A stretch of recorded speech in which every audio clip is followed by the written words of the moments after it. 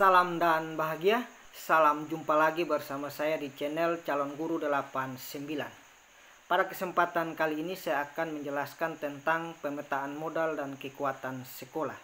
Mengapa kita perlu melakukan pemetaan modal atau kekuatan sekolah? Nah, pemetaan modal dan kekuatan sekolah perlu dilakukan untuk mengetahui dan mengidentifikasi secara jelas apa saja yang menjadi kekuatan dalam sebuah sekolah atau dalam suatu satuan pendidikan.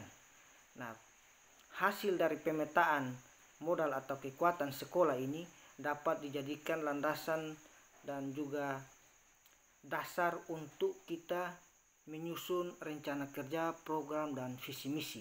Sehingga program dan visi misi rencana kerja yang kita buat dapat kita jalankan dan kita terapkan dan mencapai tujuan karena sesuai dengan apa yang kita miliki atau kekuatan yang kita miliki.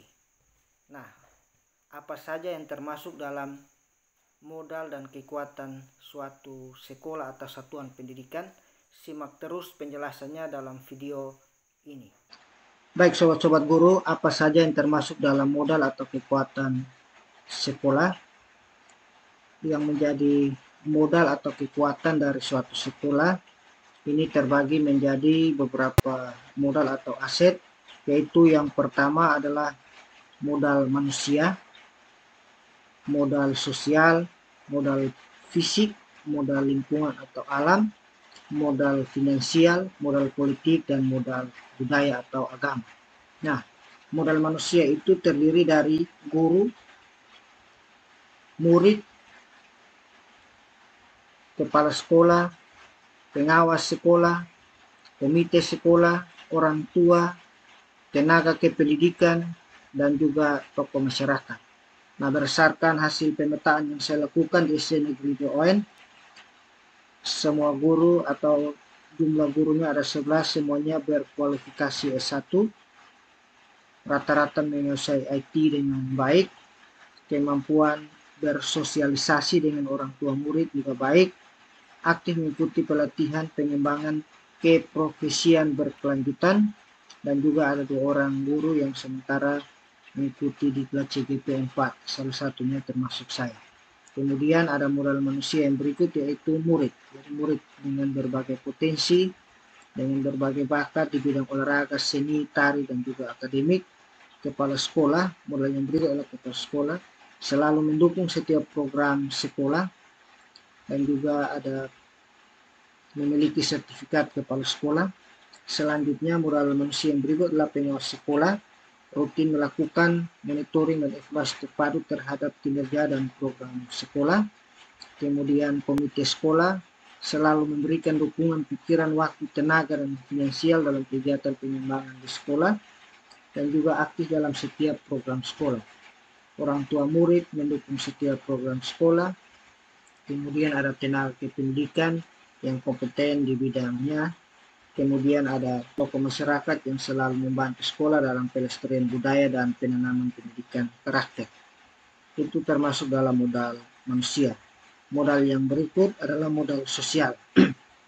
Modal sosial ini sudah ada terjalin hubungan kerjasama yang baik dengan pihak-pihak seperti puskesmas, kepolisian, dispenduk, dan SPMD. Kemudian ada tingkat kepercayaan masyarakat yang tinggi pada pihak sekolah. Ini dibuktikan dengan setiap tahun itu semakin banyak atau semakin bertambahnya jumlah murid atau peserta didik. Kemudian kerjasama antar elemen sekolah yang terjalin dengan baik. Yang berikut adalah modal fisik, ada ruangan kelas yang memadai, ada perpustakaan, tanah dan bangunan sekolah yang memiliki sertifikat dan memiliki lapangan multifungsi. Kemudian ada modal lingkungan atau alam. Di sini lahan sekolah cukup luas, cukup bagus untuk dikembangkan. Kemudian memiliki banyak pepohonan, mudah dijangkau, lingkungan yang aman dan nyaman. Kemudian memiliki tempat wisata yang menarik. Di sini karena ada tempat-tempat strategis yang dekat dengan lingkungan alam atau lingkungan sekolah. Kemudian ada modal finansial. Di sini di sekolah kami ada dana BOS dan juga ada beasiswa PUP, dana BOS untuk bantuan operasional sekolah, dan beasiswa PUP ini bisa membantu anak-anak dalam memenuhi kebutuhan seperti alat tulis menulis dan juga kebutuhan pakaiannya dalam pendidikan. Kemudian modal politik, ada terjalin hubungan yang baik dengan pemerintah desa, kecamatan, maupun dengan pihak dinas pendidikan dan kebudayaan, pendidikan dan kepemudaan dan olahraga Kabupaten Rotendao. Kemudian modal yang terakhir adalah modal agama dan budaya, ada terjalin kerjasama dengan tokoh agama, dalam hal ini ada kegiatan keagamaan di sekolah.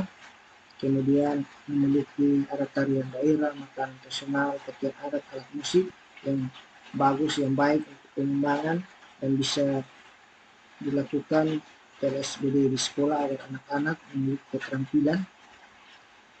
Kemudian keberagaman suku dan budaya, itulah aset-aset yang sudah atau kekuatan yang sudah dilakukan pemetaan di negeri Doon. Selanjutnya, bagaimana strateginya agar aset-aset ini bisa dimanfaatkan dengan baik. Yang pertama, untuk modal manusia, strategi yang dipakai adalah melibatkan semua stakeholder pendidikan dalam merancang visi, misi, dan program sekolah, melibatkan tokoh masyarakat dalam pengembangan keterampilan dan karakter murid. Jadi misalnya latihan menari dan pukul gong itu bisa melibatkan tokoh masyarakat yang atau tokoh adat yang mahir dalam memainkan alat musik dan juga menari. Kemudian modal sosial, di sini membuat kesepakatan kerjasama dengan pihak-pihak terkait. Kemudian modal fisiknya, memanfaatkan sarana yang ada untuk kegiatan belajar yang aman, nyaman, dan kondusif. Modal lingkungannya, sebagian sumber dimanfaatkan dengan baik untuk menjadi sumber belajar bagi murid. Dimanfaatkan untuk kebun sekolah juga. Kemudian pengembangan apotik hidup. Modal finansial, di sini membiayai operasional kegiatan sekolah dan juga membiayai pengembangan keprofesian berkelanjutan. Yang berikut, beasiswa PUP digunakan untuk mendukung murid dalam pemenuhan biaya sekolah. Strategi yang berikut yaitu untuk modal politiknya, melibatkan pemerintah desa dan kecamatan dalam kegiatan sekolah, kemudian melibatkan anggota DPRD atau pihak dinas PMD atau dinas PKO untuk kegiatan-kegiatan pengembangan sekolah.